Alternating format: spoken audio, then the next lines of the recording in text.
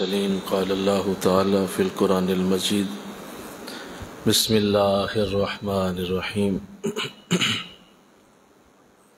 وما أرسلناك إلا رحمة للعالمين صدق الله العظيم رب اشرح لي صدري ويسر لي أمري واحلل عقدة من لساني يفقهوا قولي ان اللہ وملائکتہ یصلون علی النبی یا ایہا الذین آمنوا صلوا علیہ وسلموا تسلیما۔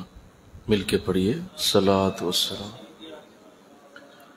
علیک یا رسول اللہ وعلی آلک واصحابک یا سیدی یا حبیب اللہ، صلاۃ والسلام علیک یا رحمۃ للعالمین وعلی آلک واصحابک یا سیدی یا خاتم النبیین۔ نہایت معزز و محترم حاضرین و سامعین، الحمدللہ آج ماہ ربیع الاول کا پہلا جمعہ ہے، اور اس پہ اللہ کا شکر ہے کہ اس نے ہمیں اپنی خاص رحمت سے ایک بار پھر ربیع الاول کے ان مبارک دنوں میں زندگی عطا فرمائی، اور میں اور آپ اس وقت زندگی کے ساتھ یہ دن دیکھ رہے ہیں۔ اس میں کوئی شک نہیں ہے کہ یہ سارا مہینہ ہی آقا دو جہاں کی شان محبت، پیار اور حضور کے ذکر سے بھرا ہوا ہے، لیکن ہم چونکہ صرف ربیع الاول کے ہی قائل نہیں ہیں، بلکہ ہم سارا سال ہی حضور کی محبت کے ذکر کے قائل ہیں۔ ہم یہ چاہتے ہیں کہ کوئی بھی لمحہ آپ کے ذکر سے خالی نہ ہو، کوئی بھی مہینہ آپ کے ذکر سے خالی نہ ہو، لیکن بظاہر جب ربیع الاول آئے تو یہ رسم بھی ہے، دستور بھی ہے کہ جب وقت ہو تو اس وقت میں بات کرنا، گفتگو کرنا زیادہ اللہ کی بارگاہ میں مقبول ہوتا ہے، اللہ خوش ہوتا ہے۔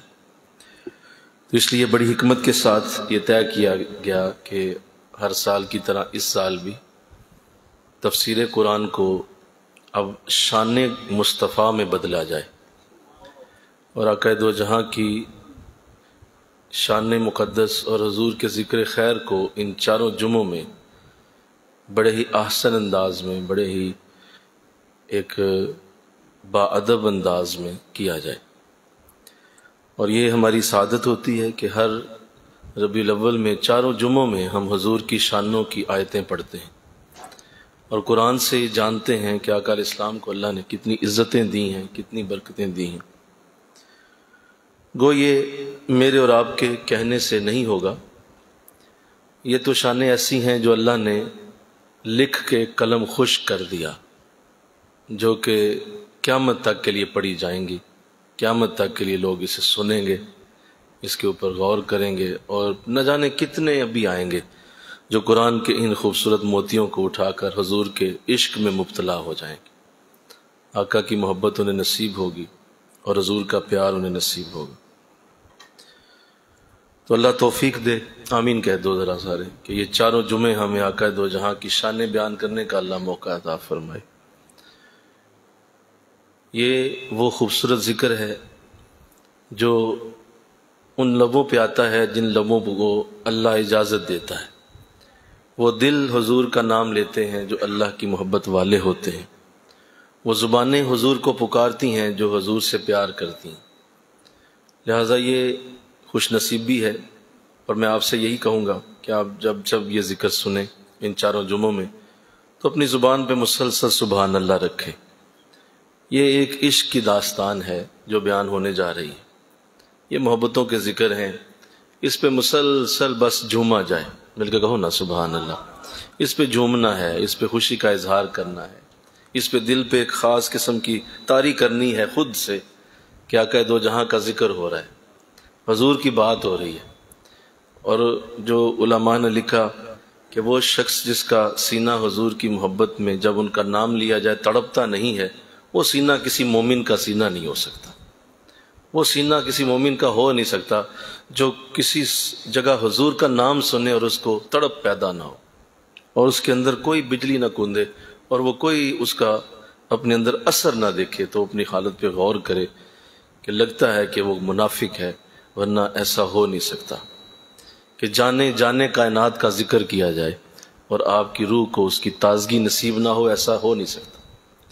تو اللہ ہمیں یہ تازگی عطا فرمائے، آمین کہو۔ اللہ ہم سب کو یہ تازگی دے اور ہم حضور کے ذکر سے اپنے آپ کو اسی طرح تازہ کرتے رہیں۔ ذکر حبیب کم نہیں وصل حبیب سے۔ اگر کوئی حضور کا وصل چاہتا ہے تو اس کو حضور کا ذکر کرنا چاہیے۔ جتنا وہ حضور کا ذکر کرے گا اتنا اسے وصل بھی ملے گا اور وصال بھی ہو جائے گا۔ ایک دن انشاءاللہ ملاقات بھی اللہ کروا دے، ملاقات بھی ہو جائے گی۔ تو وہ ذکر حبیب ہوگا تو ملاقات ہوگی۔ وہ ملاقات کی برکت تبھی آئے گی جب ذکر ہوگا، اور ذکر کی تازگی نصیب ہوگی تو ہی ملاقات کے اندر برکت ہے۔ تو الحمدللہ آج جو گفتگو آپ کی شان اقدس میں کرنے کی سعادت ملے گی وہ مشہور آیت کریمہ سے آغاز ہوگا، جو ہم سب کے لیے مشام جاں بھی ہے، اور ہم سب کے لیے اس آیت میں بہت بڑا حضور کی شان مقدس کا بیان بھی ہے۔ اللہ نے قرآن میں یوں فرمایا، ان اللہ و ملائکتہ یصلون علی النبی، بے شک اللہ اور اس کے فرشتے نبی صلی اللہ علیہ وسلم پر درود بھیجتے ہیں۔ یا ایھا الذین آمنوا، اے ایمان والو، صلو علیہ وسلموا تسلیما، تم بھی نبی پر درود بھیجو اور اس طرح سلام بھیجو جیسے سلام بھیجنے کا حق ہے، یوں سلام بھیجو۔ تو یہ آیت کریمہ جو بڑی مشہور آیت ہے اور درود پاک کے حوالے سے مسلمہ آیت ہے، اور اس آیت کی عزت و شان کو اللہ نے قرآن میں ڈال کے بلند کر دیا کہ اگر تم اپنا اور اپنے نبی کا رشتہ بنانا چاہتے ہو اور تمہارا جی کرتا ہے کہ تم نبی کے ساتھ عزت خدا ہو کے تو درود پاک ایک ایسا اعلیٰ وظیفہ ہے۔ کیا کیا؟ درود پاک ایک ایسا اعلیٰ وظیفہ ہے جس وظیفے کے ساتھ آقا دو جہاں کی محبت ملنا یقینی ہے، انشاءاللہ کہہ دو۔ یہ ایک یقینی چیز ہے، یعنی اس کو پڑھتے ہی حضور کی محبت ملنے کی سعادت ملتی ہے۔ اور میں اور آپ جس دور میں زندہ ہیں، جس دور میں میں اور آپ چل رہے ہیں، اس دور کی جو سب سے بڑی اس وقت تکلیف کا سبب ہے، اور جو سب سے بڑا ہمارے ساتھ جو بہت بڑا المیہ ہے، ہماری اس قوم کے ساتھ جو سب سے بڑا ہاتھ ہو گیا، میں کہہ دوں بہت بڑی پلاننگ کی گئی، وہ صرف یہ ہے کہ کسی طرح حضور سے لوگوں کو بیگانہ کر دو، یہ بیگانگی پیدا کرو اور ایک بیگانہ سا بنا دو، اور اس طرح نبی کو کر دو جیسے بیگانہ سا ہے، اور نوجوان نسل کے اندر ایسی ایسی باتیں کر کے کہ جس سے نوجوان نسل حضور سے دور ہو اور بیگانگی کا ایک تصور پیدا ہو، ایسا کرنے کی کوشش کی گئی۔ اور میں اگر سچ کہوں تو یہ بدبخت اپنے اس منصوبے میں بہت حد تک کامیاب بھی ہو گئے کہ آج آپ نوجوانوں کو دیکھیں ذرا، اور نوجوانوں سے چند آپ باتیں کر کے دیکھ لیں، آپ کو اندازہ ہو جائے گا کہ حالت کہاں تک جا چکی ہے، کس حد تک جو ہے وہ بیگانگی ہے، اور عجیب و غریب عمل اور عجیب و غریب باتیں کر کے لوگوں کو حضور کی بارگاہ سے دور کرنا، اور آقا دو جہاں کے ساتھ ایک ایسا انداز لوگوں کے سامنے رکھ دینا کہ نہیں کیا ضرورت ہے، بس ٹھیک ہے تھوڑا بہت ہونا چاہیے، اور زیادہ یہی گفتگو کہ اللہ کی طرف ہی بھاگو، اللہ کی طرف ہی جاؤ، اللہ کی طرف بات کرو، توحید کی بات کرو۔ تو ایسے انداز بنا کر ہم چونکہ دن رات بیٹھتے رہتے ہیں نوجوانوں میں، ہمارا کام ہی نوجوانوں کے ساتھ ہے، اتفاق ہی یہ ہے کہ میں صبح سے لے کر شام تک رہتا ہی نوجوانوں میں ہوں، اور سارے ہمارے اسٹوڈنٹس نوجوان ہیں، ظاہر ہے M S C B S C کے اسٹوڈنٹس ہیں، وہ اپنی جوانی کی عمروں میں ہوتے ہیں، تو وہ آج کے ہمارے دور کا وہ عکس ہیں جو آج اس وقت زمانہ نظر آ رہا ہے۔ جیسے کہا جاتا ہے کہ پوری دیگ کو کھانے کی ضرورت نہیں ہے، تم دیگ کے کسی ایک دو چاول کو چکھ لو، ساری دیگ کا ذائقہ تمہارے منہ میں آ جائے گا۔ یہ ضروری نہیں کہ ساری دیگ ہی کھاؤ تو تمہیں چاول کا ذائقہ آئے، ایک دو دانے چکھ لو تو ایسے ہی چند نوجوانوں سے آپ بات کر کے دیکھیں، آپ کو اندازہ ہو جائے گا کہ اس وقت حضور کی محبت کا لیول لوگوں میں کہاں تک جا چکا ہے اور کس حد تک بیگانگی ہے۔ اور جو انداز بنائے گئے، میڈیا نے بنا لیے، آپ کے سامنے موبائل نے، میڈیا نے لوگوں کے اوپر کس طرح کا عکس ڈالا ہوا ہے، ایک یلغار ہے جو بیگانگی کی لوگوں کے اوپر ڈالی جا رہی۔ تو اللہ اس سے ہمارے نوجوانوں کو محفوظ کرے، آمین کہو۔ میری امت کے جوان اس سے بچ جائیں، میری امت کے جوانوں کو اللہ یہ توفیق دے دے۔ ہم نے تو، میں کبھی سوچتا ہوں تو اپنی جوانی کے دن، جب وہ وقت تھا ایف ایس سی کا، میٹرکس ایف ایس سی کے دن تھے، تو میں جب انہیں کمپیئر کرتا ہوں تو ہم سوچتے ہیں کہ ہمارے پاس تو بڑے بڑے اچھے اس وقت انداز ہوا کرتے تھے، ہمیں سننے کو ملتے تھے، جناب حفیظ طائب صاحب کا کلام سننے کو ملتا تھا، ہمیں ملا کرتا تھا سہروردی صاحب کا کلام سننے کو ملا کرتا تھا، ہمیں بڑے بڑے خوبصورت نعت خوانوں کی آوازیں اپنے کانوں میں آتی ہوئی اس دور میں آج بھی یاد آتی ہیں، اور ویسے ایسے کلام وہ پڑھ جاتے تھے کہ کئی کئی دن ان کا مزہ آتا رہتا تھا۔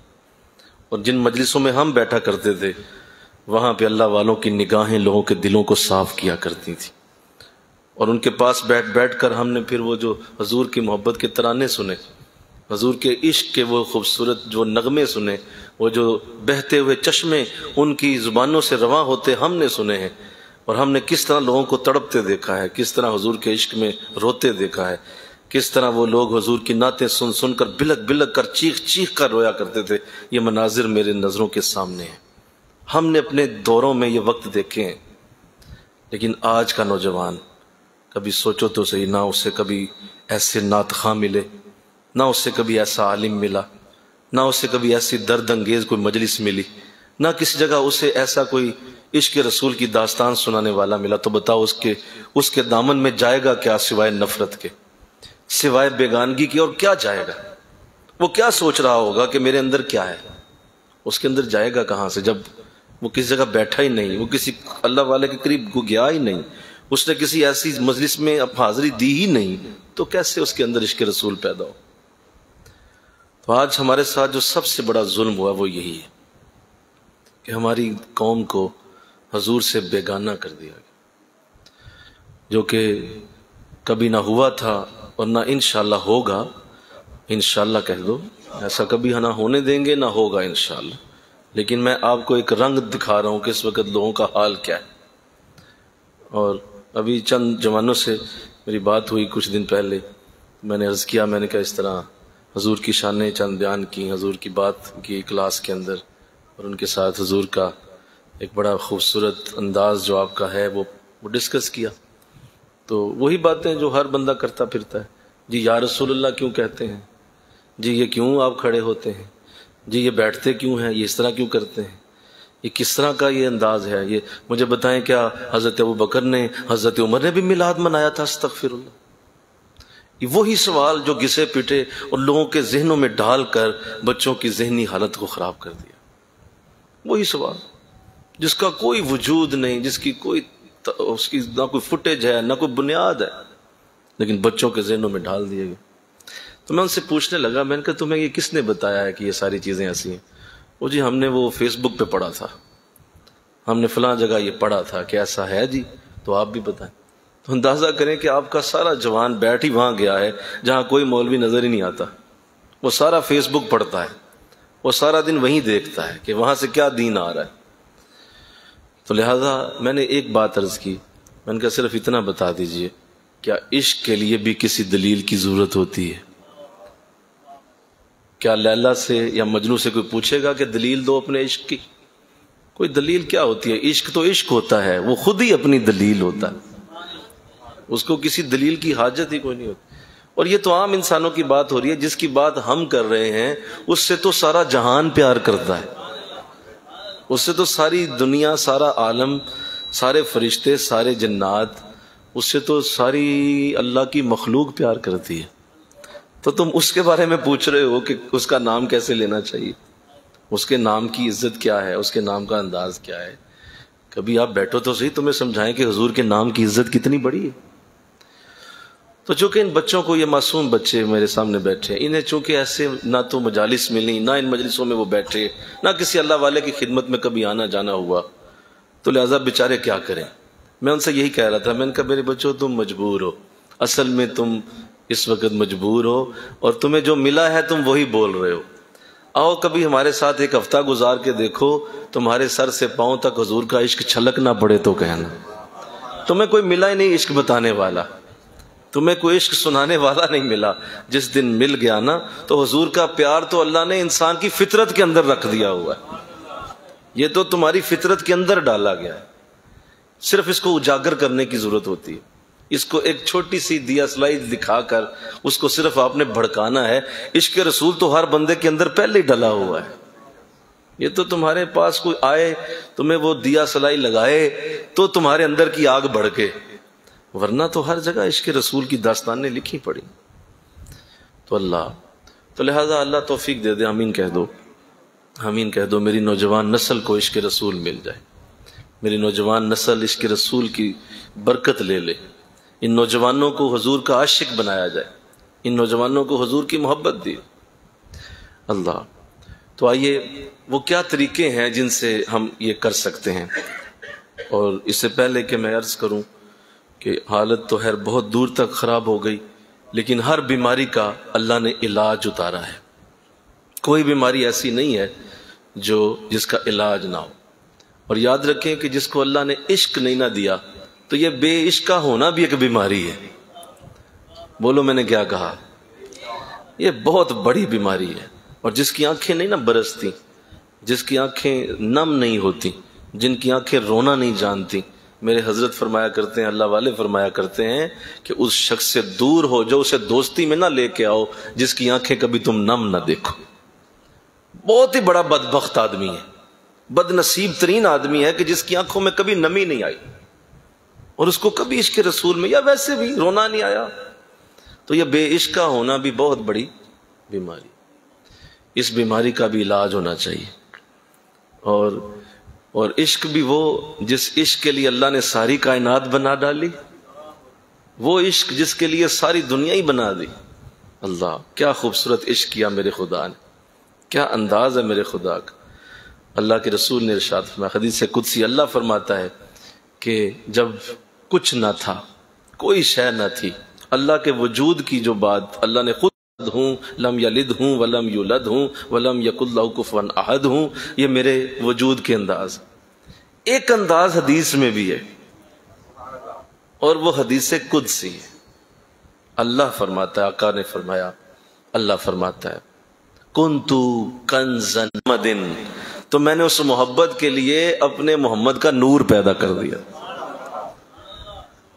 تو اللہ کو عشق ہوا تو اللہ نے حضور کی ذات کریمہ کو پیدا فرمایا، اور پھر حضور کے لیے ساری کائنات کو پیدا فرما دی۔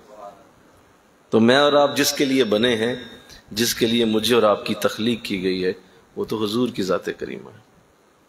تو لہذا یہ جو عشق کی دولت ہے، یہ خود خدا کی سنت ہے، یہ خود خدا کا طریقہ ہے۔ اور دیکھیے میرے خدا نے ایک تو یہ کہا نا کہ میں اپنا وجود تمہیں اگر بتاؤں تو میں چھپا ہوا خزانہ تھا، لیکن اگر میں چاہوں کہ میں اسے لوگ مجھے پہچانے، لوگ مجھے جانیں، تو میں نے اپنے محمد کے نور کو پیدا کر دیا۔ فَأَحْبَبْتُ أَنْ أُعْرَفَ، لوگوں کو یہ اچھا لگا مجھے کہ لوگ مجھے پہچان جائیں، مجھے جان جائیں میں کیا ہوں۔ تو مجھے جاننے کے لیے میں نے اپنے نبی کے نور کو بنایا۔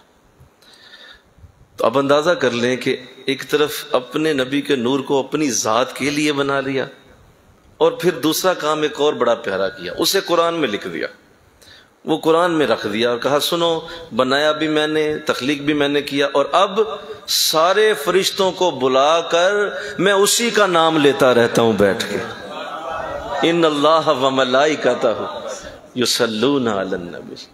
ایک طرف خلق کر دیا اور پھر اسی کی بات، اسی کی محبت میں باتیں کرتا رہتا ہوں، پاس میرے ملائکہ بیٹھے رہتے ہیں اور میں اسی کی گفتگو کرتا رہتا ہوں، میں اور میرے ملائکہ مل کے درود بھیجتے رہتے ہیں۔ تو لہذا یہ عشق اپنے ساتھ دو شرطیں رکھتا ہے۔ دو شرطیں. پہلی شرط یہ ہے کہ یہ تمہارے اندر سے اٹھے. مل کے کہو سبحان اللہ. پہلی شرط کیا ہے بولیے؟ یہ باہر سے نہیں آتا, یہ باہر سے نہیں آ سکتا. میری باتوں سے آپ کو عشق نہیں ہونے والا, میں صرف اس اندر کی چنگاری کو ہلاؤں گا, آپ کے اندر سے یہ عشق اٹھے گا نا. یہ سوتے, یہ محبت کے سوتے, سنو, یہ محبت کے سوتے, یہ محبت کے چشمے, یہ درسوں سے باہر سے تقریریں سن کے نہیں پھوٹتے, یہ تمہارے دل کے اندر سے پھوٹتے ہیں. تمہارے دلوں سے یہ پھوٹتے ہیں اور اندر سے باہر آتے ہیں. بس کچھ سنانے والا ہوتا ہے, اس کو جگا دیتا ہے. تو وہ عشق تمہارے اندر ہی ہے, یہ اندر سے اٹھتا ہے, دل سے ہوتا ہے. تو دعا کرو اللہ دل سے عشق رسول اٹھا دے. آمین کہو. جمعہ کا دن ہے, ربیع الاول کا, بہت بڑا جمعہ ہے آج. آپ رمضان کے جمعے میں دیکھتے ہیں کتنا رش ہوتا ہے, بڑا رش ہوتا ہے, لوگ بھاگتے ہوئے آتے ہیں. رمضان کا جمعہ, رمضان کا جمعہ. جس نبی کے مہینے میں تم بیٹھے ہو, جس نے رمضان دیا, اس کا جمعہ کتنا بڑا ہو. لیکن مسئلہ یہ ہے کہ اس کا اعلان نہیں کیا گیا. یہ اعلان نہ کرنے کی وجہ یہ ہے کہ خاصوں کی گل آمہ آگے نہیں مناسب کرنی. تو اس لیے کہا گیا کہ ربیع الاول کو چھپا رہنے دو, رمضان کو بیان کر دو. تو اللہ توفیق دے دے. یہ عشق جو ہے وہ اندر سے اٹھتا ہے, اس کی اللہ توفیق دے انشاءاللہ کہو. اور دوسرا جو اللہ نے ضابطہ بیان کر دیا, اگر کسی سے محبت ہوگی, کسی سے پیار ہوگا, تو اللہ دوسرا ضابطہ قرآن میں بیان کر رہا ہے کہ اس کا پھر تم ذکر ضرور کرو گے. اور ذکر کیسے کرو گے؟ اکیلے اکیلے بیٹھ کے کرو, اچھی بات ہے, ضرور کرو. اکیلے بیٹھو, ذکر کرتے جاؤ. عشق والے کئی انداز بنا لیتے ہیں, لیکن جو عشق کا سب سے اوپر والا درجہ ہے نا, جو عشق کا سب سے آخری درجہ ہے, اس درجے پہ جب عشق پہنچتا ہے تو پھر انسان اکیلا نہیں بیٹھتا. پھر کہتا ہے آؤ تم بھی سارے میرے ساتھ بیٹھو اور سارے میرے محبوب کی باتیں کرو. یہ اللہ کرتا ہے. اللہ خود بھی بیٹھتا ہے, یا جیسے بھی ہے اس کی مجلس, اور اس میں فرشتے آتے ہیں اور بیٹھ کے سب اللہ کی بارگاہ میں حضور پہ درود پڑھتے رہتے ہیں. یہ ہے دوسرا طریقہ. اکیلے اکیلے محبت کرتے رہنا یہ عشق کا چھوٹا درجہ ہے, اور مجلس بنا کے محبت کرنا, بولو, یہ بڑا درجہ ہے. اور اس پہ اللہ کی بارگاہ کی برکت یہ ہے, اللہ یہ فرماتا ہے کہ میں اور میرے فرشتے نبی پہ درود بھیجتے ہیں. تو وہ ایسی ایک مجلس بنی ہوگی نا, مل کے کہو نا سبحان اللہ, بولو.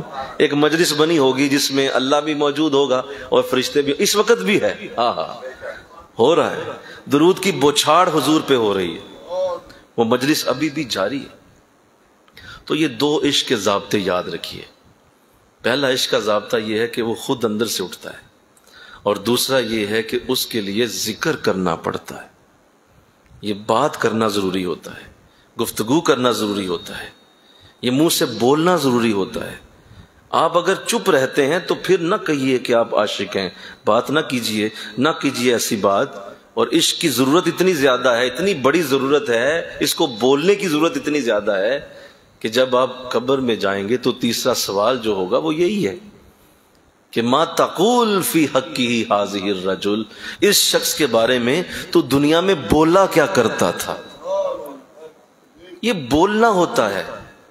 ہم چپ رہ کے جب تک بیٹھے رہیں گے عشق رسول نہیں پھیلے گا, عشق رسول کی برکتیں آگے نہیں جائیں گی. خاموشی سے نہیں ہوگا. یہ تقول, بات کرو, گھر میں بات کرو, بچوں میں کرو, دوستوں میں کرو, عزیزوں میں کرو, حضور کی بات کرو, تاکہ وہ سند ہو جائے. اور کل حشر کے دن, کل قبر کے دن, وہ اس وقت جب قبر میں سوال ہو تو تم خود ہی بتا دو, دیکھو میرا نامہ اعمال, میں نے حضور کے لیے کیا کیا بولا ہوا ہے, میں نے بولا کیا کیا ہے. تو یہ ہے ما تقول, یہ عشق کا انداز حضور کے ساتھ. ہماری نسل کو پہلے یہ کرنا ہے, انشاءاللہ کہہ دو کہ ان کو حضور کے عشق کے لفظوں کی تربیت دیں. انہیں بتائیں حضور کا پیار کیسے بولا جائے, کس طرح زبان پہ لایا جائے, کس طرح اس پہ کلام کیا جائے. اللہ اکبر. حضرت بلال رضی اللہ تعالیٰ عنہ جب ایمان لائے تو امیہ بن خلف نے بڑی آپ پہ ظلم و زیادتیاں کی, بڑا مارا, بڑی تکلیف دی آپ کو, اور آپ کو الٹا لٹا کے آپ کے اوپر بھاری پتھر رکھ دیا گیا, اور اس سے آپ کی جسم کی چربی پگھلنے لگی, نیچے گرم ریت ہے. وہ ایک ہی بات کر رہا تھا, وہ کہہ رہا تھا بس تم کچھ نہ کہو، خاموش رہو، اپنے ایمان کی اونچی آواز سے بات کرتے ہو، یہ مجھے تکلیف ہوتی۔ یہ جو تم بولتے ہو نا، تم پیار کرتے ہو محمد سے صلی اللہ علیہ وسلم، تم ایمان لاتے ہو اللہ پر، ٹھیک ہے تیری مرضی، لیکن چپ رہ، خاموش رہ، بول نہیں۔ تو حضرت بلال نے فرمایا تھا یہ نہیں ہو سکتا، یہ نہیں ہو سکتا کہ میں یوں کروں، اللہ اکبر، یہ نہیں ہو سکتا۔ بن کے عاشق تے عشق دا چور ہو جاواں، اتوں ہور تے وچوں ہور ہو جاواں، یہ نہیں ہوگا کہ میں منہ سے بات کچھ اور کروں اور دل میں کچھ اور رکھوں، ایسا نہیں ہوگا۔ جو میرے دل میں ہے وہی میری زبان پہ رہے گا۔ تو یہ جو چپ گنگے بنے بیٹھے رہتے ہو نا، یہ غلط کام ہے، ایسا نہ کیا کرو، اس طرح نہ کیا کرو، یہ تمہارے لیے سخت نقصان دہ ہے۔ جہاں کہیں تمہیں موقع مل رہا ہے وہاں حضور کی بات چھیڑ دیا کرو، اس سے دیکھو کتنا نور پھیلتا ہے، کتنی برکت آگے جاتی ہے۔ نہ روکو اسے، بات کر سکتے ہو، تمہیں حدیث آتی ہے، تمہیں حضور کی کوئی شان کا پتہ ہے، آقا دو جہاں کی عزت جانتے ہو، بتاؤ۔ یار ہم کب تک یہ اکیلے کرتے رہیں گے؟ ہمارا ساتھ آپ لوگوں نے دینا ہے۔ آپ لوگ جب تک یہ نوجوان نسل ساتھ نہیں ملے گی اور اس نوجوان نسل کو یہ بولنے کا سلیقہ نہیں آئے گا، ہم اکیلے علماء کہاں تک کام کریں گے؟ ہم آپ کے گھروں میں نہیں گھس سکتے، گھروں کے اندر نہیں جا سکتے، یہ کام آپ نے کرنا ہے۔ تقول، منہ سے بولا کریں، اظہار عشق کیا کریں، محبت کی بات زبان سے کیا کریں۔ اللہ نے بھی یہ نہیں فرمایا کہ میں اور فرشتے چپ بیٹھے رہتے ہیں، بڑا پیار ہے محمد سے صلی اللہ علیہ وسلم، بولو نا، نہیں سمجھے بات۔ یہ نہیں فرمایا کہ میں اور فرشتے بیٹھ جاتے ہیں بس چپ ہو کے، ان اللہ و ملائکہ تو بس چپ کر کے بیٹھ، نہیں، ایسا نہیں کہا۔ درود بھیجتے رہتے ہیں، وہ کچھ تو ہلتا ہوگا نا۔ درود جب آپ پڑھتے ہیں لب ہلتے ہیں کہ نہیں ہلتے؟ بولو نا یار، تو وہاں بھی کچھ ہلتا ہوگا، وہ جو بھی ہوگا اللہ کی بارگاہ سے کچھ تو ہلتا ہوگا جو درود جاتا ہوگا حضور۔ تو یوں نہیں بھائی، یہ انداز بنانے پڑیں گے۔ انشاءاللہ تو کہو، ذرا انشاءاللہ تو کہو، اپنی زبانوں سے مدد دو، اپنی زبانوں کو استعمال کرو۔ خاموشی شیطانیت ہے، نہ کرو ایسے، یہ ظلم نہ کیا کرو اپنے ماحول میں حضور کی کوئی بات۔ یار ایک دن میں ایک بات ہی صحیح، مل کے کہو نا سبحان اللہ، بولو نا یار، سارے بولو نا ذرا، ایک دن میں ایک بات، ایک دن میں ایک بات ہی صحیح۔ اپنی بیوی سے ہی کر دو، اپنے بچوں سے فرض کر لو، اپنے بھائیوں سے کر لو، اپنے دوستوں، بھائی ایک دن میں ایک بات مجھ پہ فرض ہے، تو کیا خوف ہے؟ بتائیے مجھے، حضور کی امت اس وقت 1.5 ارب سے زیادہ ہے، سنو نا، 1.5 ارب۔ اگر یہ شخص ایک ہر کوئی یہی بات لے لے کہ میں حضور کی ایک بات روز کروں گا، تو حضور کی 1.5 ارب باتیں روز ہو سکتی۔ بتائیے کہاں تک جائے گا دین؟ اب بات سمجھ نہیں رہے، یہ ہے ہمارے مسائل کی جڑ۔ ہم علماء بے بس ہیں، ہم کچھ نہیں کر سکتے۔ یہ چند سپیکر ہمارے پاس ہیں، کچھ نہیں، یہ بس چند دن ہیں، چند وقت ہیں، چند سیکنڈ ہوتے ہیں، 2 دن تقریر کی چلے گئے۔ اصل کام آپ لوگوں نے کرنا ہوتا ہے۔ ہم آپ کو راستہ ضرور دکھاتے ہیں، خود بھی عمل کرنے کی کوشش کرتے ہیں، راستہ بھی دکھا رہے ہوتے ہیں، لیکن جب تک آپ خود نہیں کریں گے، کتنے کو لوگ کیا کر لیں گے؟ کچھ نہیں ہوگا۔ تو اس پہ اللہ توفیق دے دے، انشاءاللہ کہیے اللہ توفیق دے، اللہ توفیق۔ بات کیا کریں حضور کی۔ اللہ، ایک تو یہ حل ہے نوجوان نسل کے لیے کہ میری نوجوان نسل تک یہ پیغام پہنچے کہ وہ حضور کی بات کو گج وج کے کیا کرے، اور حضور کی محبت کی بات کو کرتے ہوئے نہ شرمایا کرو۔ یہ شرمانے والی چیز نہیں ہے، یہ کھل کے بات کرنے والی چیز ہے۔ اللہ پسند کرتا ہے کہ حضور کی بات کھل کے کی جائے۔ اور آقا علیہ السلام نے جب اپنے نعت خواں کو بلایا، مل کے کہو نا سبحان اللہ، حضرت حسان بن ثابت رضی اللہ تعالیٰ عنہ، پتہ چلا حضور کو، کچھ صحابہ نے فرمایا آ کے کہ حضور چند لوگ بدبخت آپ کے بارے میں کوئی ایسی باتیں کہتے ہیں جو بڑی تکلیف ہوتی ہے سن کے، آپ کے بارے میں برے جملے بولتے ہیں۔ تو حضور اسلام نے فرمایا ٹھیک ہے، بلاؤ حسان کو۔ حضرت حسان کو بلایا گیا تو تشریف لائے، فرمایا حضور حاضر، جان بھی حاضر، حکم فرمایا جائے۔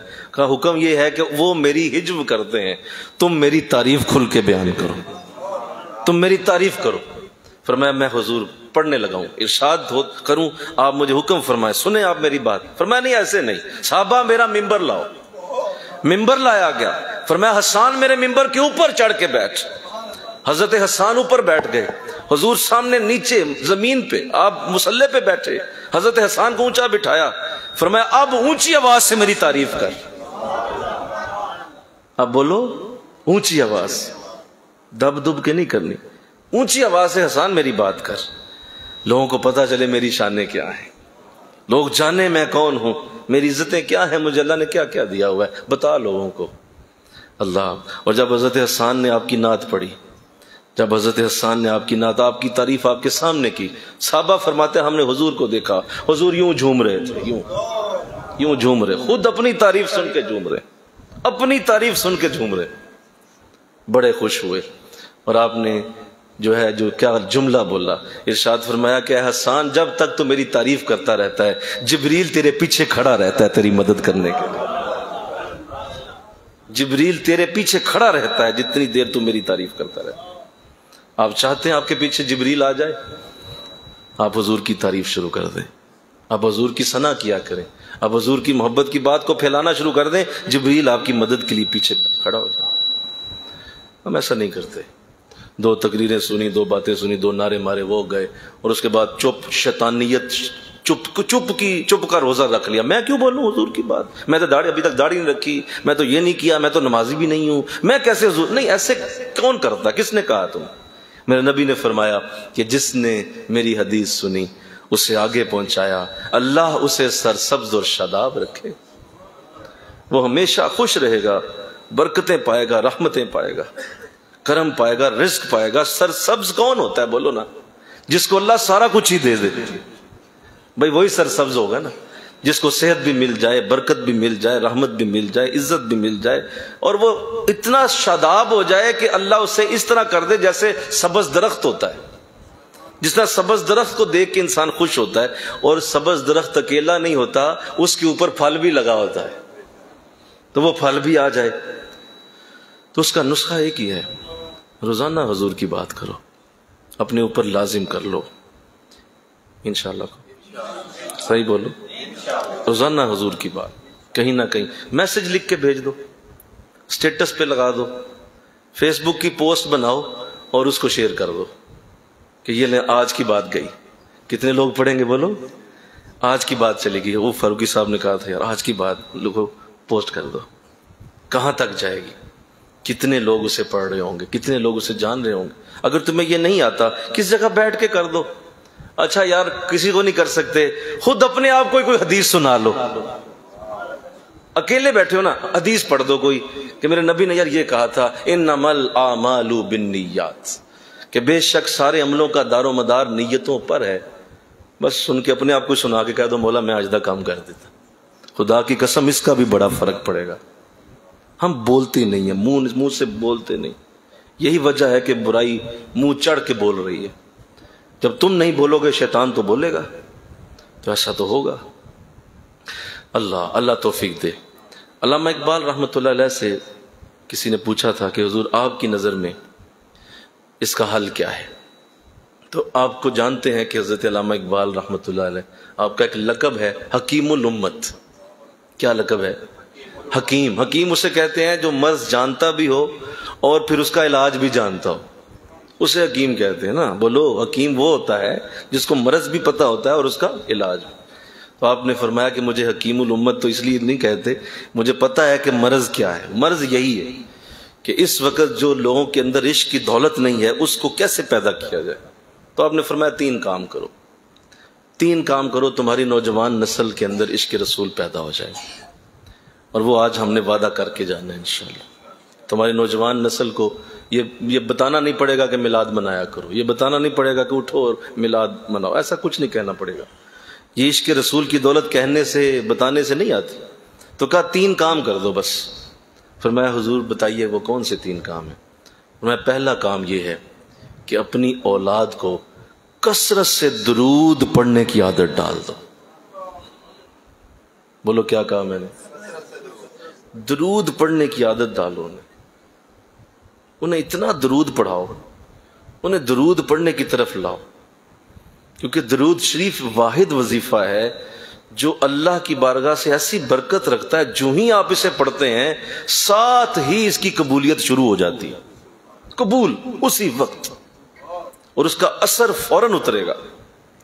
لہذا جو اپنی اولاد کو درود سکھا گیا، یہ یاد رکھیں کہ آج جس طرح زمانہ خراب ہو رہا ہے، زمانہ جس طرح گندگی کی دلدل میں گھستا چلا جا رہا ہے، اور جس کو یہ ڈر ہے کہ اس کی اولاد گندگی میں پڑ جائے گی، اس کی اولاد کسی حرام کام میں پڑے ہی پڑے گی، تو اسے چاہیے کہ وہ اپنی اولاد کو درود پڑھانا شروع کر دے۔ آپ دیکھیں گے کہ اس کی اولاد جو ہے اس گندگی سے باہر آ جائے گی، اس گندگی سے نکل جائے گی۔ یہ جو آج زناکاریاں ہیں، ہر طرف نظر بازیاں ہیں، یہ جو گندے دل ہیں، یہ جو ہر وقت اولاد کا خوف پڑا رہتا ہے، میری بیٹی کیا کرے گی، بیٹا میرا کیا کرے گا، میری بیٹی کہیں میرا نام خراب نہ کر دے، بٹ بیٹا نام خراب نہ کر، اور دل ہر وقت ڈرا رہتا ہے۔ آؤ اپنی اولادوں کو درود کے اوپر لگا دو، درود انہیں عزتوں کی حفاظت کروا دے گا، عزتوں کی حفاظت ہو جائے، بچا لو گے اپنی اولادوں کو۔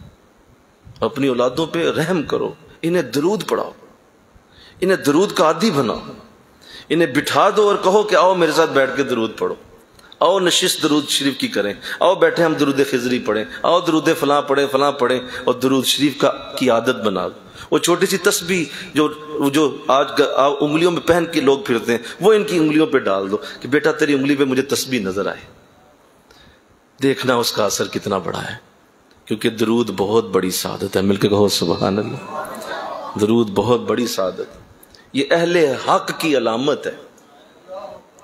آئے کیا بولا؟ اہل حق کی علامت، حق والے درود والے ہیں، جو حق پہ ہیں وہ درود ضرور پڑھتے ہیں۔ درود پڑھتا ہی وہ ہے اللہ۔ آقا علیہ السلام نے فرمایا جو درود پڑھنا بھول گیا وہ جنت کا راستہ بھول گیا۔ اب اسی کو ذرا الٹاؤ، اس حدیث کو، جو درود پڑھنا یاد رکھے گا وہ جنت کے راستے پہ رہے گا۔ اس کا مطلب جس کو درود یاد ہے وہ کس پہ ہے؟ بولو، جنت کے راستے پہ۔ نماز روزہ حج زکوٰۃ کر بھی رہا ہے لیکن درود نہیں پڑھتا، نماز روزہ حج زکوٰۃ بہت زیادہ ہے، درود نہیں پڑھتا، بہت زیادہ قرآن پڑھتا رہتا ہے، درود نہیں پڑھتا۔ فرمایا کہیں نہ کہیں نفس کے ہاتھوں کھیلے گا، کہیں نہ کہیں نفس ذلیل کر دے گا۔ اگر درود پڑھ رہا ہے تو جنت کے راستے پہ چل رہا ہے۔ یہ اہل حق کی علامت، یہ اہل حق ہے۔ اللہ تو اللہ توفیق دے دے، انشاءاللہ کہہ دو اللہ توفیق دے دے۔ درود شریف پڑھو، پڑھتے جاؤ، پڑھتے رہو، اپنی عادت بنا لو۔ قرآن کی چند آیتیں پڑھو، سمجھ لو قرآن کو، ساتھ درود پڑھ لو، بس۔ تیسرا کوئی وظیفہ اپنی زندگی میں لانے کی ضرورت ہی کوئی نہیں تمہیں۔ تم جس نبی کے امتی ہو اس کی وجہ سے تمہیں محنت کی حاجت ہی کوئی نہیں ہے۔ محنت تم نے کیا کرنی ہے؟ میرا نبی بہت بڑا اعلیٰ رسول ہے، اس کے اتنا اعلیٰ ہونے کا معاملہ اتنا بڑا ہے کہ تم صرف اس پہ درود ہی پڑھ دو، وہ اسی درود سے ہی کرم عطا کر دے گا۔ بس درود پڑھ دو۔ میں کبھی یہ حدیث پڑھتا ہوں تو میں حیران رہ جاتا ہوں کہ درود کیا چیز ہے، کیا عزت رکھتا ہے یہ۔ دیکھیے حضور اسلام نے ارشاد فرمایا حشر کا دن ہوگا کہ ایک شخص کو اس کے نامہ اعمال کے لیے کھڑا کیا جائے گا، اس کے جب نامہ اعمال سے گناہ نکالے جائیں گے تو گناہ اتنے زیادہ ہوں گے کہ وہ آسمانوں کی بلندیوں تک پہنچ جائیں، اور دوسری طرف جو نیکیوں کا پلڑا ہوگا وہ چند نیکیاں ہوں گی۔ ساتھ ہی جو ہے وہ دوزخ کے فرشتے بھاگ پڑیں گے اور وہ آ کے پکڑ لیں گے اسے۔ آقا فرماتے ہیں کہ پکڑ کے اس کو لے جا رہے ہوں گے کہ ایک طرف سے جو ہے وہ ایک بڑا نورانی شخص آ جائے گا، بڑا خوبصورت، بڑی اس کی خوبصورت اس کی حالت ہوگی، اور وہ اپنی جیب سے کاغذ کا ایک چھوٹا سا پرزہ نکال کر اس نیکیوں والے پلڑے میں ڈال دے گا۔ جو ہی وہ پلڑے میں رکھے گا تو ساتھ ہی نیکیوں کا پلڑا نیچے آ جائے گا اور برائیوں کا اوپر چلا جائے گا، یعنی نیکیاں وزنی ہو جائیں گی۔ وہ جو برائیوں والے وہ جو فرشتے آئے تھے دوزخ کے، وہ چھوڑ دیں گے اسے اور کہیں گے تو بچ گیا ہے، جے تیری طرف تو اب جنت کے فرشتے آنے والے ہیں۔ جو ہی جنت کے فرشتے آئیں گے اسے لے جانے کے لیے تو وہ شخص بھاگ کے اس شخص کا دامن پکڑ لے گا اور اسے کہے گا کہ اے شخص تو کون ہے، یہاں مجھے بچانے والا تو ہے کون؟ تو آقا فرماتے ہیں میں اسے کہوں گا کہ میں وہ ہوں جس کے اوپر تم دنیا میں درود پڑھا کرتے تھے، اور یہ جو درود کا ایک سیغہ درود کا جو تم نے دنیا میں مجھ پہ پڑھا تھا، میں اس کا بدلہ دینے کے لیے آ جایا ہوں۔ آپ اندازہ کریں یہ کیا چیز، ایک دفعہ پڑھا گیا درود، حضور بدلہ لینے آئے، تو بتائیے کیا انداز بنا۔ اور جس نے اپنی زندگی میں لاکھوں بار پڑھا ہو، جس نے حضور پہ درود کی حد کر دی ہو، بتاؤ اس کو کیا آقا دیں گے۔ اور پھر اس سے بڑی اور کیا سعادت ہے. یہ بھی حدیث جب کبھی سنی جاتی ہے پڑھی جاتی ہے تو حیران ہوتا ہوں درود کتنی بڑی سعادت ہے. فرمایا کہ قیامت کے دن میرے سب سے قریب وہ ہوگا جو مجھ پہ زیادہ درود پڑھتا ہوگا. سجدے دے دے کے ہار گئے لوگ، قرآن کی آیتیں پڑھ پڑھ کے زبان پہ مسلسل جاری رکھتے ہوئے لوگ کتنا قرآن پڑھ جاتے ہیں، کتنی برکتیں لیتے ہیں قرآن کی، لیکن حضور کے نیڑے کیا چیز کر رہی ہے؟ ذرا سنو تو صحیح، ذرا سمجھو تو صحیح میں نے کیا کہا. حضور کے قریب کیا چیز کر رہی ہے؟ بولو، درود. ان کے نزدیک جانا، ان کے قریب جانا. دیکھیے نا، اگر یہاں سامنے بالفرض آپ کے مرشد کھڑے ہوں، آپ کا شیخ کھڑا ہو، تو ان کے قریب کھڑے ہونا کتنی بڑی برکت ہوتی ہے. اور ہر مرید چاہتا ہے حضرت صاحب کے قریب بیٹھوں، قریب جا کے کھڑا ہو جاؤں، لیکن آپ جانتے ہیں اس سے پہلے کچھ رکاوٹیں ہوتی ہیں. کوئی لوگ کھڑے ہوں گے، لوگ کہیں گے نہیں بھائی دور دور دور رہو، دور دور رہو. بہت ساری چیزیں ہوں گی نا جن کو کراس کر کے قریب جانا ہوتا ہے. اور یاد رکھیے حضور کے قریب جانا ہے یہاں پہ. اللہ، حضور کے قریب جانا ہے. تو نماز بھی پاس ہے؟ نہیں. روزہ پاس ہے؟ بولو نہیں. حج؟ بولو نہیں. قرآن؟ سارا کچھ پاس ہے، قریب نہیں ہو سکتا. قریب کے لیے شرط یہ ہے درود زیادہ پڑھا ہوا ہو. درود پڑھو تو اللہ ایسی توفیق دے دے. یہ جان لو درود کتنی بڑی عزت ہے، کتنی بڑی سعادت ہے، اور آقا نے درود کو کتنا پسند کیا. تو اللہ توفیق دے. یہ پہلی عادت اپنے بچوں کے اندر ڈالو، اپنی نوجوان نسل کو درود پڑھاؤ، انہیں درود کی طرف لگا دو، انہیں کہو درود ہی بس پڑھتے جاؤ. کون سا پڑھنا ہے؟ جو تیرا دل کرتا ہے. ابراہیمی پڑھ لو، خضری پڑھ لو، لکھی پڑھ لو، ہزارہ پڑھ لو، ناریا پڑھ لو، جو دی کر. اچھا یوں کر لو، پیس بی اپون ہم کہہ لو، یہی کہہ لو بھائی، پیس بی اپون ہم بول دو، لیکن پڑھو درود میرے نبی پہ بس. نام کوئی بھی استعمال، پنجابی میں پڑھ لو، اردو میں پڑھ لو، انگریزی میں پڑھ لو، فارسی میں پڑھ لو، عربی میں پڑھ لو. میرا نبی ساری زبانیں جانتا ہے. بھائی حضور کے پاس مدینے میں صرف کیا اردو بولنے والے آتے؟ سارے بولو نا، کون آتا ہے؟ ساری زبانوں والے. تو میرا نبی سب کی زبانیں جانتا ہے. بلکہ سنو سنو، جو وہاں کچھ نہیں بولتا اس کو زیادہ جانتا ہے. جو خاموش رہتا ہے اس کی زبان زیادہ سمجھتے ہیں آپ. حضور کو تو خاموشی کا بھی پتہ ہے. اللہ تو اللہ توفیق دے دے. درود کی عادت اپنی بچوں کو ڈال دو. انشاءاللہ کہتے ہو؟ اس کا ایک حل دے دیتا ہوں. اپنے گھر میں ہفتہ وار درود شریف کی محفل کر لو. بیٹھو سارے، تسبیحاں سب کے ہاتھوں میں دے دو. بھائی تسبیح تو ہر گھر میں ہوتی ہے، تو ایک ایک تسبیح سب کو پکڑا دو. بچوں کو دے دو، بیوی کو دے دو، ماں بہن سب کو پکڑاؤ، اور کہو بھائی اب اس تسبیح کو ذرا 5 بار دہرا دو. درود شریف پڑھیں. آپ اس کی برکت اپنے گھر میں اترتے اپنی آنکھوں سے نہ دیکھیں تو میرا گریبان حاضر ہے آپ کے لیے. خدارا خود کچھ کرو. پیر صاحب اٹک سے دعا کر دیں گے، پیر صاحب جیلم سے دعا کر دیں گے، پیر صاحب کراچی سے فون پہ دعا کر دیں گے. بھائی کیا کر رہے ہو؟ یہ کن چیزوں کے پیچھے پڑ گئے؟ وہ خود بھی کچھ کرو، خود بھی عمل کرو، خود بھی اپنے گھر کے اندر بیٹھو. نہیں حضرت صاحب دعا کر رہے ہیں بہت بڑی، میں تو بہت بڑے پیر کا مرید ہوں. یہ کن باتوں میں پڑ گئے ہو بھائی؟ عمل سے زندگی بنتی ہے، جنت بھی جہنم بھی. یہ خاکی اپنی فطرت میں نہ نوری ہے نہ ناری. آپ اور میں نہ جنتی ہیں نہ دوزخی ہیں. ہمارا عمل ہمیں جنتی یا دوزخی بنائے گا. تو خود کرو نا. نہیں وہ دعا نہیں کرتے، دیکھو انہوں نے کبھی پوچھا ہی نہیں، دیکھو وہ کریں تو کچھ ہو، تو کیا کر رہا ہے؟ ہاں میں سارا دن پھروں، سارا دن کاروبار کروں، سارا دن موجیں مستی. ہاں دعا پیر صاحب کریں. یہ تو کیا، یہ تو فضول بات ہے. آپ خود کیوں نہیں کرتے؟ تو یہ سادہ سا عمل ہے. اپنے گھر میں مجلس درود خود کیا کریں. اور میں اس دن ایک بات کر رہا تھا، سنو میری بات ذرا غور سے سننا. یہ جو گھر کی پرائیویٹ محفل ہوتی ہے نا، مل کے کہو نا سبحان اللہ. نہیں ذرا مل کے بولو. اس کی بہت بڑی عزت ہوتی ہے، کیونکہ جب آپ کسی جگہ بڑی محفل میں بیٹھے ہو نا، جہاں لوگ ہوتے ہیں، وہاں ریاکاری ہوتی، بہت زیادہ ریاکاری ہوتی. اور میں بڑا سنبھال کے خود بیٹھا ہوا بول رہا ہوں کہ میرے اندر کہیں ریاکاری تو نہیں آ رہی. مجھے پتہ ہے ریاکاری ہوتی ہے. لوگوں کو سنانے کے لیے لوگ کیا کیا سر بناتے ہیں، کیا کیا الفاظ نکالتے ہیں، اور پھر کس طرح انداز بناتے ہیں کہ لوگ امپریس ہوں. تو یہ جو بڑی مجالس ہوتی ہیں ان میں ریاکاریاں ہیں، بہت بڑی ریاکاریاں. نعت خوان ریاکاری، تلاوت والے نہ ریاکاری. یہ جو ہم لوگ درس دینے والے، ہم تو بہت بڑے، بعض اوقات سارے نہیں، اللہ معاف کرے، لیکن ریاکاری میں پڑے ہوتے ہیں. ریاکاری چل. گھر کی جو پرائیویٹ محفل ہے اس میں آپ نے دکھانا کس کو ہے؟ بولو نظر آپ. وہی آپ کی بیوی بیٹھی ہے، آپ کی ماں بیٹھی ہے، بھائی بیٹھا ہے، آپ کے بچے بیٹھے ہیں، انہیں پتہ ہے والد صاحب کتنے پانی میں، وہ جانتے ہیں. لہذا وہ جو محفل ہے اس کی عزت بہت بڑی، اس میں ریاکاری نہیں ہو سکتی، اس میں خالصتاً حضور کا ذکر ہی ہوگا، کچھ نہیں ہوگا. اور سنو، حضرت نظام الدین اولیاء رحمت اللہ علیہ، آپ بادشاہ وقت کی مجلس میلاد میں حاضر ہیں، تمہارا ایمان تازہ ہو جائے گا انشاءاللہ. وقت ہے نا آپ لوگوں کے پاس، ربیع الاول کا جمعہ ہے نا، تو ایمان تازہ ہوگا انشاءاللہ. نظام الدین اولیاء رحمت اللہ علیہ کی مجلس میلاد جاری، اور آپ بادشاہ وقت کے مہمان ہیں.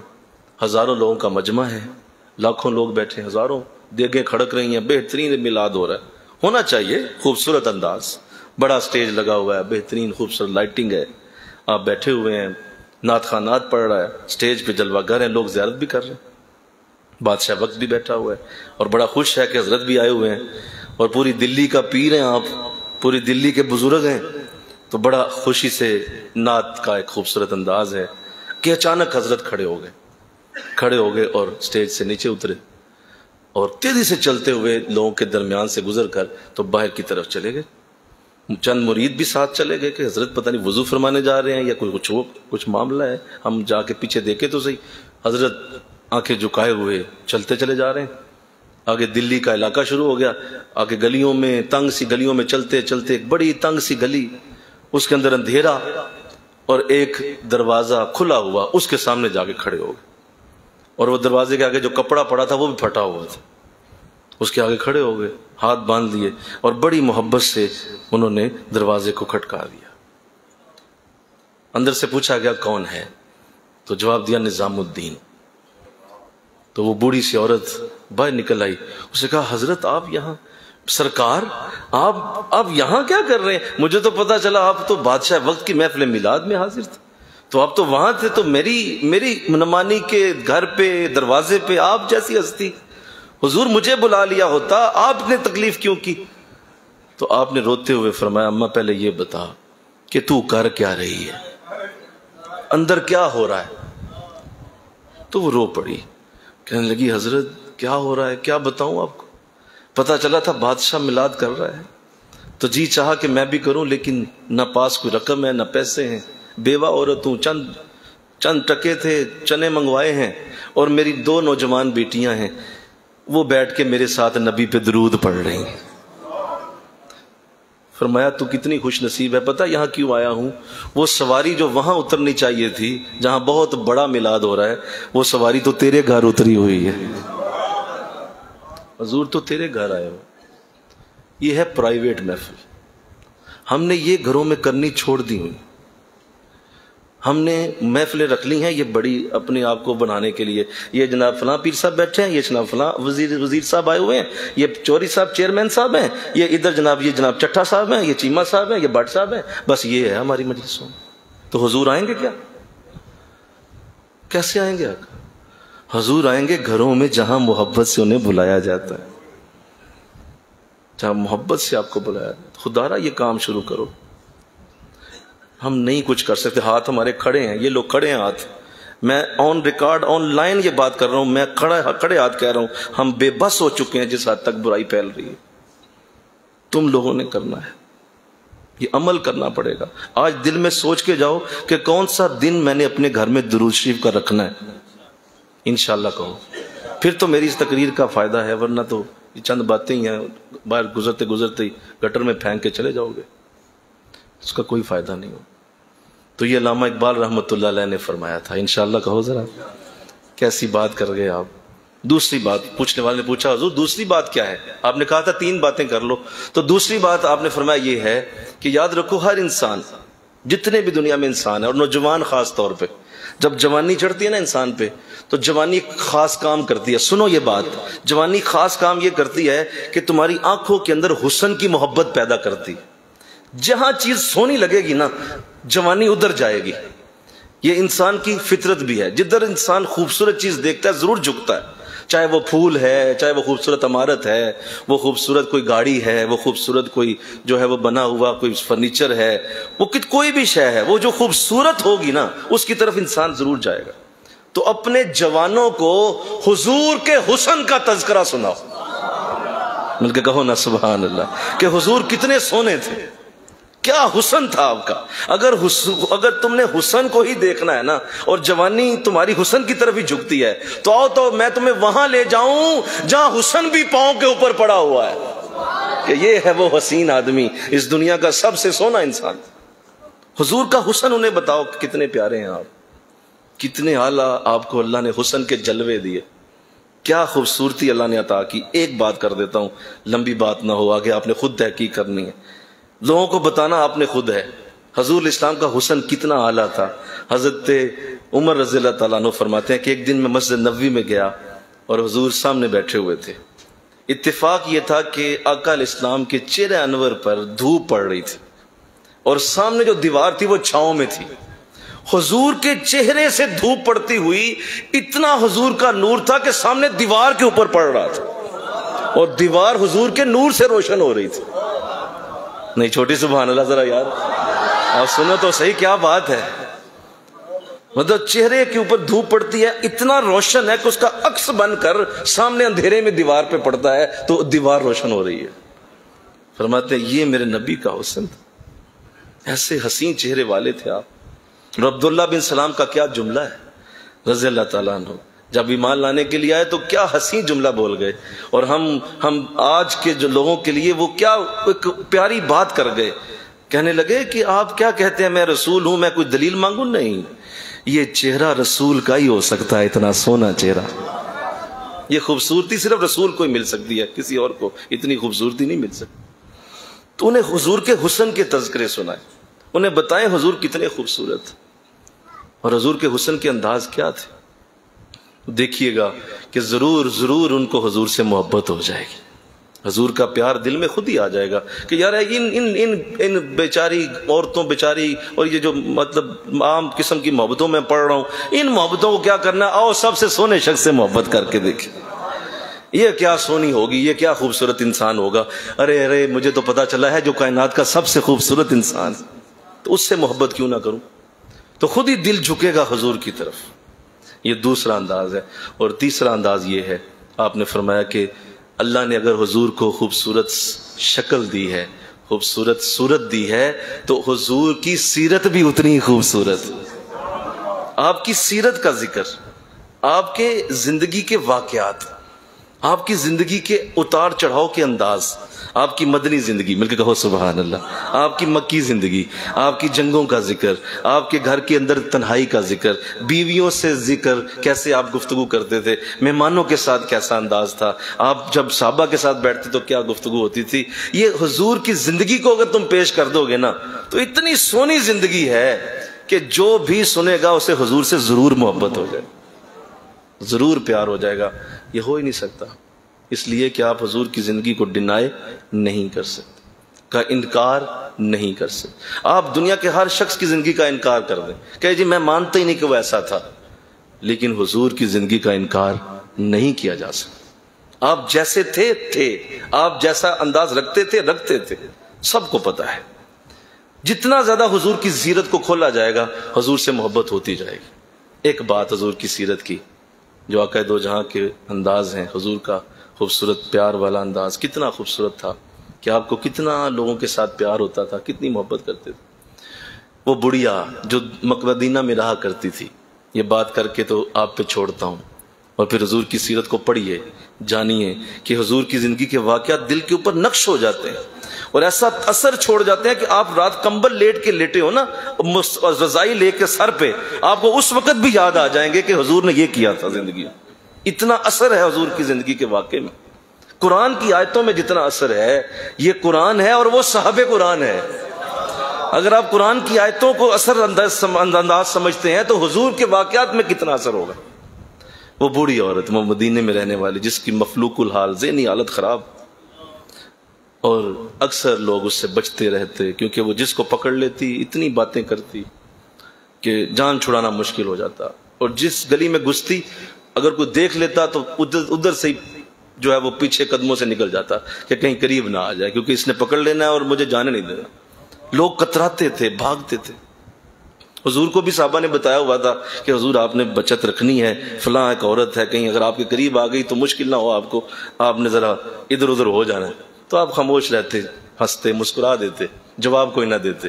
ایک دن ایسا ہو ہی گیا کہ آپ مسجد نبوی کے دروازے پہ کھڑے ہیں، کچھ صحابہ سے گفتگو کسی معاملے پہ چل رہی تھی، جو کہ گلی میں تھے، وہ گزر رہی تھی، اس نے آپ کو دیکھ لیا. اور چونکہ حضور نمایاں ہوتے تھے، جہاں پہ آپ کھڑے ہوتے آپ ہی نظر آتے تھے وہاں پہ، کیونکہ نمایاں کرنا یہ تو حضور کو اللہ نے اس پہ ختم کیا ہوا تھا. بلکہ کہا جاتا ہے کہ اگر بہت بڑے مجمع میں بھی آپ کھڑے ہوتے تو بھی آپ کے کندھے سب سے اونچے نظر آتے تھے. اللہ نے ایسا نمایاں کیا ہوا تھا. تو چونکہ آپ نمایاں تھے تو قریب آ گئی اور آپ کا ہاتھ پکڑ لیا، کھینچنے لگی. صحابہ نے زور لگا کے اس کو روکنے کی کوشش کی، حضور نے ہاتھ سے منع کر دیا، فرمایا نہیں، رکو، چھوڑ دو، میں نے کہا نا تم رہنے دو اسے. خیر وہ کھینچنے لگی، حضور نے کہا نہیں مجھے کھینچے نہیں، آپ کیا چاہتی ہیں، کدھر؟ کہا نہیں میرے ساتھ. حضور کہا میں چلتا ہوں. آپ اس کو لے کے نکل گئی، گلی سے نکال کر سامنے میدان میں کھڑا کر دیا. اور حضور سے کہنے لگی میری باتیں سنیں، میری کوئی بھی نہیں سن رہا بات، آپ تو سنیں. تو کہا جی میں سنتا ہوں، آپ بولیں. تو خیر اس نے شروع کر دی، ایک بات کی، دوسری بات کی، تیسری بات کی، چوتھی بات کی، یہاں تک کہ وہ کرتی چلی گئی. اور حضور اس کی ہر بات کا جواب دے رہے تھے، ہر بات کا اسے جواب دے رہے. حالانکہ پتہ تھا اول فول سی باتیں ہیں، نہ اس کا سر تھا نہ پاؤں تھا، نہ ادھر سے شروع کرتی ادھر سے ختم کرتی، نہیں شروع کر دیتی، کیونکہ جس دماغ تو کام کرتا نہ تھا. تو لہذا وہ باتیں ایسی کر رہی تھی جس کا کوئی فوٹیج نہیں تھی، لیکن آپ ہر بات کا جواب دے رہے تھے. اچھا جی بہت اچھی بات کی آپ نے، ہاں اور بتائیں، اچھا وہاں ایسا ہوا تھا، اچھا مزید بتائیں. وہ اتنی محبت سے وہ بولتی چلی گئی، یہاں تک کہ آپ کا پسینہ شروع ہوا. یہاں سے مل کے کہو نا سبحان اللہ. دھوپ، مکے کی دھوپ، مدینے کی دھوپ دیکھی ہوگی جنہوں نے، وہ پسینہ شروع ہو گیا، پسینہ بہتا بہتا پورے جسم پہ، کپڑے بھیگنا شروع ہو گئے. صحابہ دور کھڑے دیکھ رہے ہیں، ہمت نہیں کیونکہ حضور نے اشارہ کر دیا ہوا ہے قریب کوئی نہ آئے. وہ دور سے کھڑے دیکھ رہے ہیں کیا کریں، کس طرح حضور کو کیسے اس سے بچائیں. یہاں تک کہ اس نے کوئی پونا گھنٹہ حضور کا لگا دیا، اور اتنا وقت حضور نے کھڑے ہو کے دیا، دیتے رہے آپ. اور وہ خود ہی ایک طرف کہہ کے نا کچھ کہہ کے تو خود ہی ہاتھ چھوڑ کے تو چلی گئے. حضور واپس آ گئے پسینہ شرابور. صحابہ نے کہا حضور بڑی ہم سے غلطی ہو گئی، ہمیں پہلے ہی اسے روک دینا چاہیے تھا، لیکن دیکھیں آپ کی حالت کیا ہو. اتنا وقت آپ ہمیں دے دیتے، کوئی قرآن کی آیت ہم سمجھ لیتے، کوئی آپ سے کوئی نئی بات سن لیتے. حضور آپ نے ایک ایسی عورت کو وقت دے دیا جسے کوئی بھی نہیں دیتا. کہا یہی تو بات ہے، جس کو کوئی نہیں دیتا میں محمد بھی نہ کیا دیتا اسے وقت، میں تو ضرور دیتا. یہی تو میں تو کرنے ہی آیا ہوں کہ جسے کوئی نہ دے اسے محمد دے گا صلی اللہ علیہ وسلم. تو اب یہ انداز جس نے سن لیا ہے نا، آج صرف یہ واقعہ نہیں سنا، اب آپ کے دل پہ یہ نقش ہو گیا، آپ اسے بھول نہیں پائیں گے. میرا دعویٰ ہے، دعویٰ میں کرتا نہیں ہوں لیکن اس بارے میں دعویٰ کروں گا کہ میرا دعویٰ ہے میں آپ میرے نبی کی یہ بات بھول نہیں پائیں گے، اس لیے کہ یہ سیرت رسول کی بات، یہ لوگوں کے اندر نقش ہو جاتی، اندر چلی جاتی. مجھے اس واقعے کو سنے ہوئے 23 سال ہو گئے، میں آج بھی اسی طرح دہرا رہا ہوں جیسے پہلی بار سنا ہے، اور آپ نے اسی طرح سنا ہے جیسے پہلی بار ہی سنا ہے. کتنے لوگوں نے اس کو سنا ہوگا، کتنی بار سنا ہوگا، اور میں نے کتنی بار اسے پڑھا ہوا ہے، سنا ہوا ہے، لیکن مجھے بولتے ہوئے لگ رہا تھا پہلی بار سنا رہا ہوں.